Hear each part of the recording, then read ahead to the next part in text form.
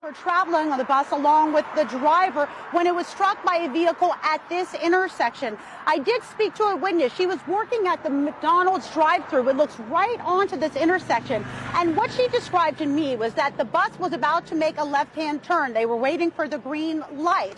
On the other side, a car was coming. The light turned yellow. The driver sped up, hoping to make it through the light before it turned red. But unfortunately, it already turned green for the bus. So when the bus started to make a left, the other vehicle struck the side of it, causing the van, to go on its side. Now, two people were entrapped in the van, the driver and the passenger sitting in the front right seat. They had to be taken out through the windshield. The rest of the students were removed from the back of the van. And like I said, parents, 4 people were taken to the hospital. They had suffered minor injuries. We haven't heard anything more excessive than that.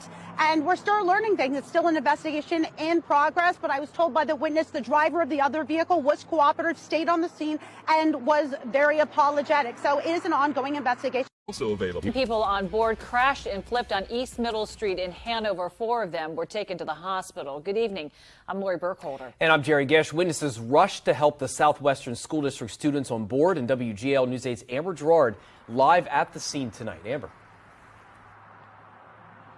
Well, Josiah Brower was traveling along Carlisle Street when he said he heard the rev of an engine. He looked, he saw a vehicle, and then seconds later, he said, he watched as it sped through this intersection before striking the van at the end.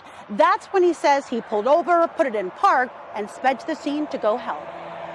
It didn't look bad in that split second, but then I watched the thing flip over. Josiah jumped out of his truck and ran over, but with the van on its side, he couldn't see any passengers until he did. Finally clicked in my head. I was like, oh my God, there's kids in there.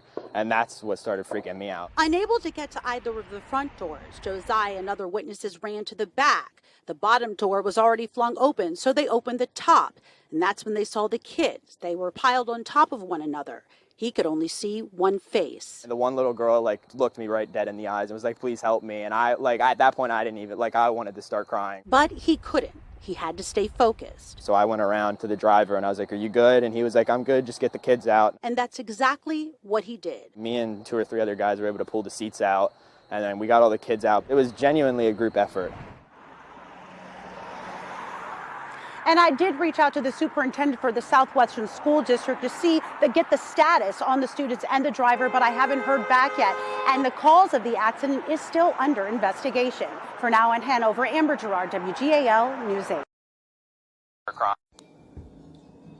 Josiah, if anybody knows this kid that just talked on the news, can you tag him? That was my daughter that looked at him. I just want to say thank you for being there to help these kids.